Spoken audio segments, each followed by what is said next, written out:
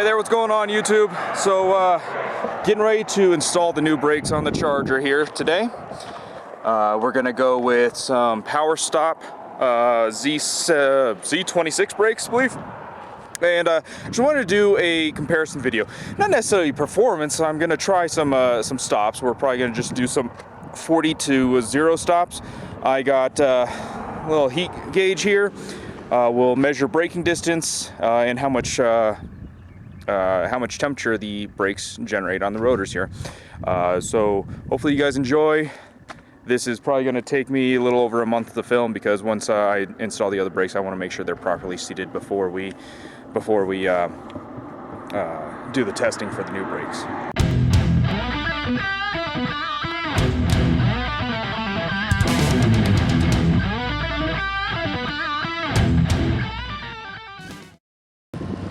All braking is going to be done on a level section of road right over here at about 40 miles an hour down to 0. And we'll keep this as consistent as we can regarding temperatures of the roadway and temperatures of the air and everything like that. You know, I can't control all that stuff, but I'll try and do my testing in the same conditions. Try and keep things the same in the way of weight. We're just about full on fuel and 52 degrees outside. For brake temperatures before we start, we're looking at 81 in the front,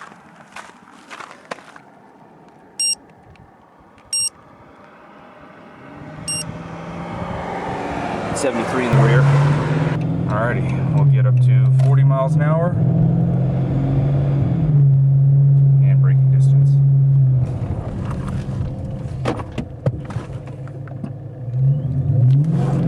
84 feet. I'll pull off to the side of the road here and we will get some quick temperatures. In the fronts, 109.8. In the rears,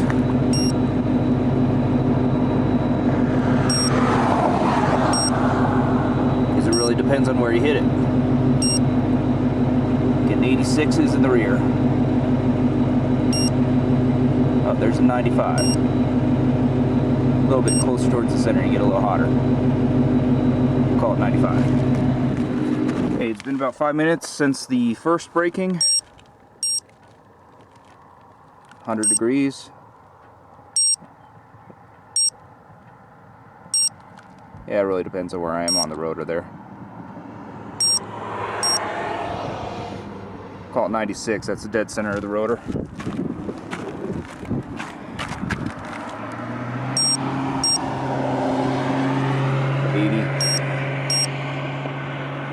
80. Alrighty, we'll get up to 40 again and do the braking second stop.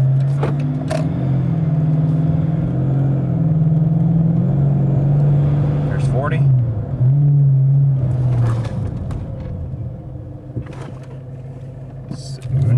feet. 75 feet. We'll check temperatures. Right in the middle, 134, 134, 134, outer edge 91, towards the middle is 146.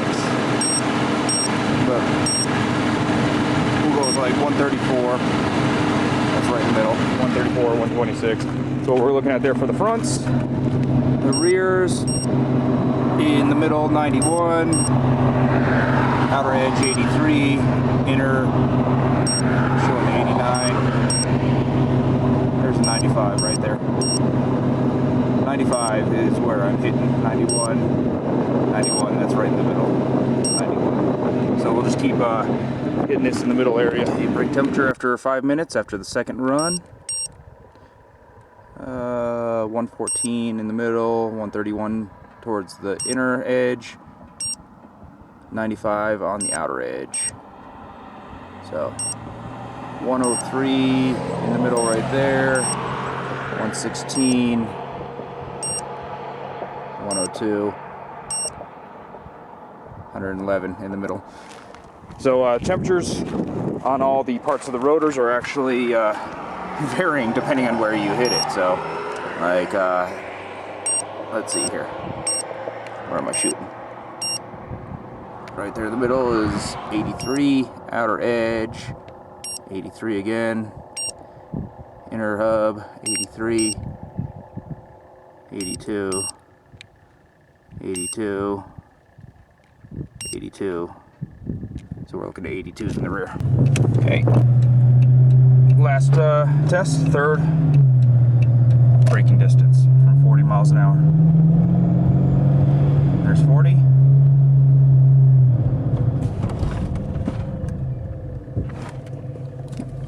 $75 feet on that one. Let's get out of the way and I'll check temperatures. So right in the middle, 133, outer edge 101, towards the middle 146, so 152, 110.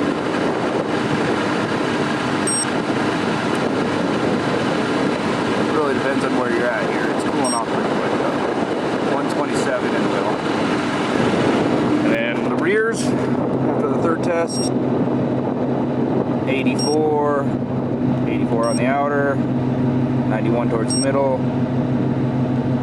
86. So this video is definitely taking me longer to film than I expected. After I installed the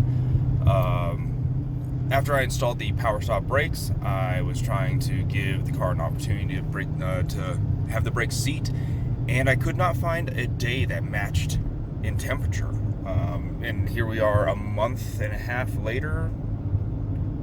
Yeah, about a month and a half later, almost 2 months. And I'm finally here on a day that we have 59 degrees. So that's probably about as good as I'm gonna get. Anyways, I also kind of realized that I should have done something more in the way of like a 50 or 60 mile an hour stop instead of 40 miles an hour. But again, I'm not trying to beat up my car here, but let's just see if we can get some real testing in the way of stopping distance and temperatures for the rotors, and just see what happens here. Anyways, on to the testing. Alrighty, so before the first test, we've been sitting here for a little bit. We're about 75 towards the middle of the hub, towards the center of the hub, towards the middle of the rotor, 86. Outer edge, about 92. That's for the rear. For the fronts, towards the center, 88. Middle of the rotor, 95. Outer edge, about 96. Let's get this test, 40 miles an hour. Traffic's clear.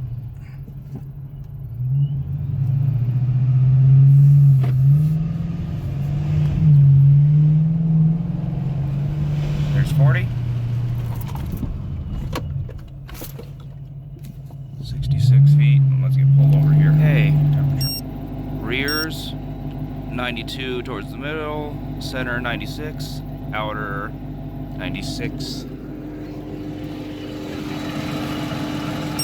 Fronts towards the middle, 96. Middle is 106.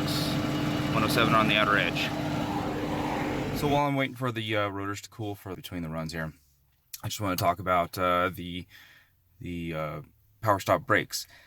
So far, they've been great. They've been quiet. There's really low dust. You know, they just feel very secure. They feel like they grab really well.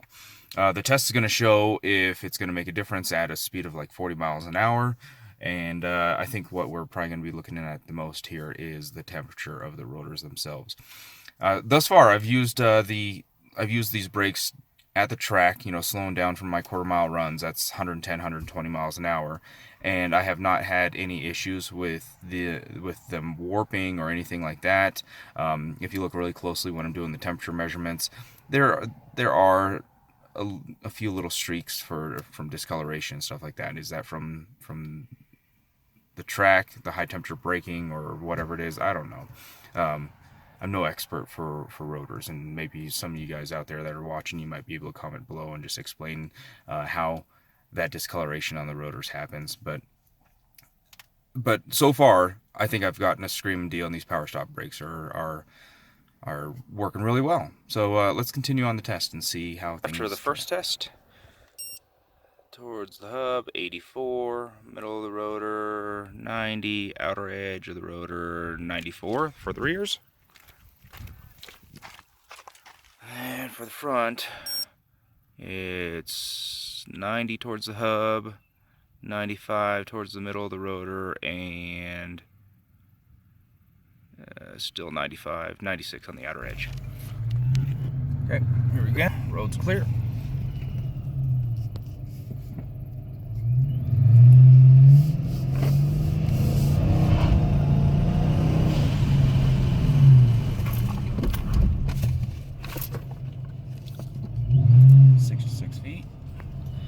Pull over and let's get temperatures here. So for the rear, towards the hub,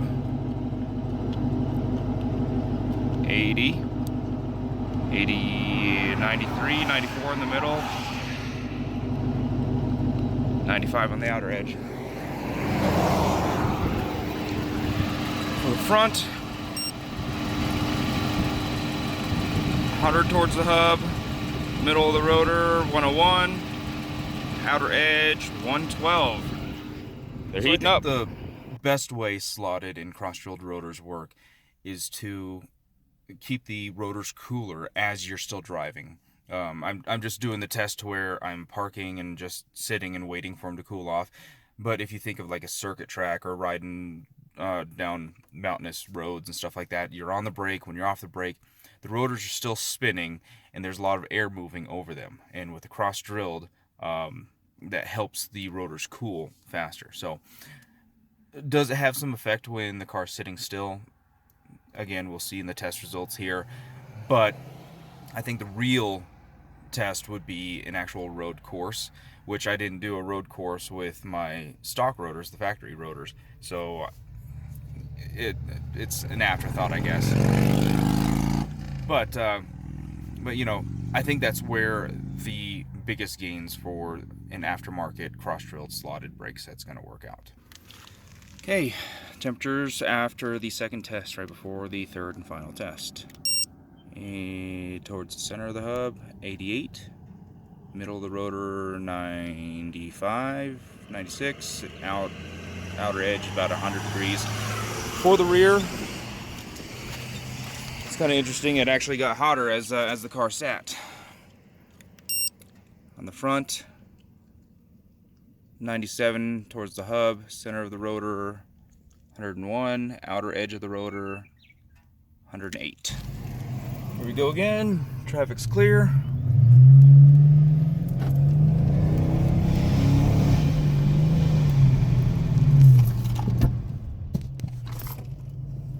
.60 that time. Let's get off the road, get temperatures. So for the rear, 98 at the hub, 99 in the middle, 111 on the outer edge.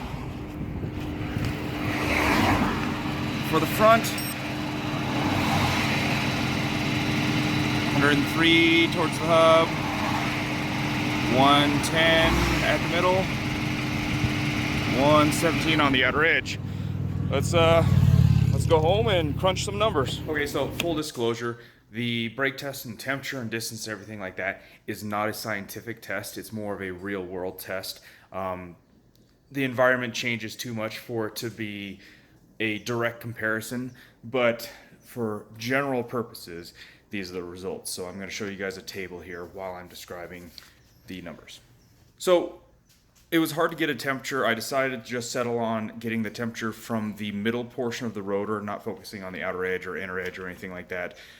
There was one part in test number 2 where I did have 134 degree measurement on the front rotor. Ended up going with a 119 measurement that you saw at the very end of that clip. I'm not sure where that 134 was coming from, but that was way out to the extreme. So at the very end there was a 119 and a 124. Went with the 119 because it seemed a little bit more consistent. So the results for the stock testing. On average, the temperature increase for the front rotors was 22.3 degrees. On average, temperature increase for the rear rotors was 12.3 degrees, and the average stopping distance was 78 feet. So the highest temperature that I ended up seeing on the stock rotors was 127 degrees. That was after test number 3 on the front rotor, which is, you know, to be expected. Most of the braking's on the front, and after 3 hard stops, you're going to have the higher temperature. Now, for the power, the average temperature increase for the front rotors was 8.6 degrees. The average temperature increase for the rear rotors was 5.6 degrees. That is a lot lower than the stock rotors. The average stopping distance was 64 feet. That's the big number right there. The average stopping distance, 64 feet versus the 78 feet from the stock rotors.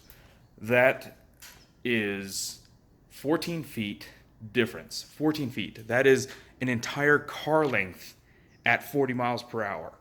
At higher speeds, this stopping distance is going to be a lot better with the power stop brakes versus the stock rotor. So, you know, a car length is huge. That's the difference between getting into an accident or not. I mean, how many times have you slammed on the brakes and just barely stopped before hitting somebody? If you can get an extra car length at 40 miles an hour, that's huge.